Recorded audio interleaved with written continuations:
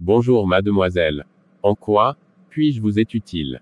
Bonjour professeur. Je suis venu connaître la signification du nom de mon nouveau copain, pour savoir qui il est, avant de m'engager dans la relation. Ok, pas de souci. Donne-moi alors son prénom. Il s'appelle Gédéon, la Tchétchouva. Voici la signification du prénom Gédéon. Gédéon est une personne généreuse. Gédéon brille de sa générosité et passe la majeure partie de son temps à donner dans la philanthropie si ses moyens le lui permettent, et ce sera souvent le cas. Aimer et donner sans jamais rien en retour, voilà ce que cet être a de plus beau en lui. En plus de sa générosité, Gédéon s'apprécie aussi par son empathie profonde pour les gens qui constituent son cercle d'amis. La compréhension pure dénuée de jugement constitue une autre de ses spécialités. Gédéon déteste par-dessus tous les critiques, sans doute parce qu'on en trouve peu dans ses discours envers ses proches. Sincère et capable de désintéressement total, c'est la personne à avoir à ses côtés pour s'épancher et pour trouver du réconfort dans les moments difficiles.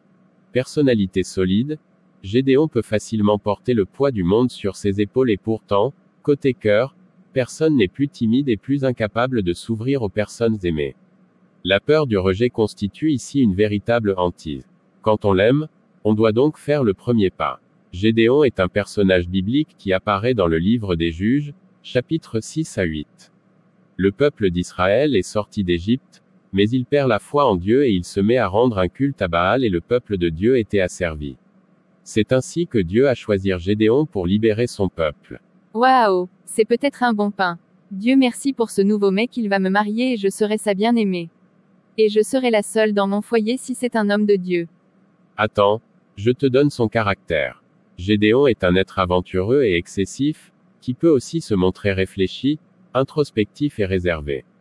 Du fait de son caractère, Gédéon est un garçon particulier, mystérieux et surtout méfiant.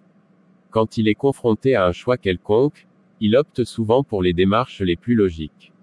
Mais ton Gédéon de la Tchétchouva est une personne publique, il a affirmé. La polygamie est une réalité divinement biblique. Gédéon de la Tchétchouva prend position pour la polygamie. L'honorable Yacouba Sangaré a fait la présentation d'une loi portant sur le mariage. C'est une proposition de loi modifiant et complétant la loi No 2019 à 570 du 26 juin 2019 relative au mariage, comme il l'a expliqué lors d'une conférence de presse le jeudi 7 juillet 2022. La proposition du député ivoirien a suscité un vif débat en Côte d'Ivoire.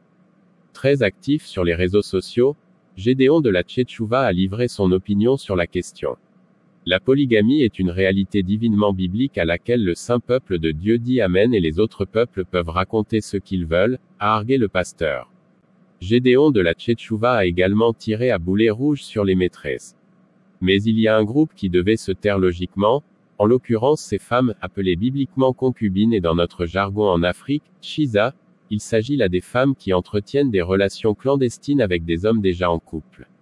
Et chose paradoxale, ces dernières au grand jour sous les caméras, et au regard du peuple s'érigent en militantes, et même en porte-parole de la Confédération des farouches opposantes à la polygamie, a poursuivi l'homme de Dieu. Donc mademoiselle, je ne pense pas que ce dernier va t'épouser toi seule. À mon avis, tu risques de te retrouver la millième épouse. Également la millième Chiza. Merci professeur. Et pourtant je l'aimais. À bientôt pour un autre nom.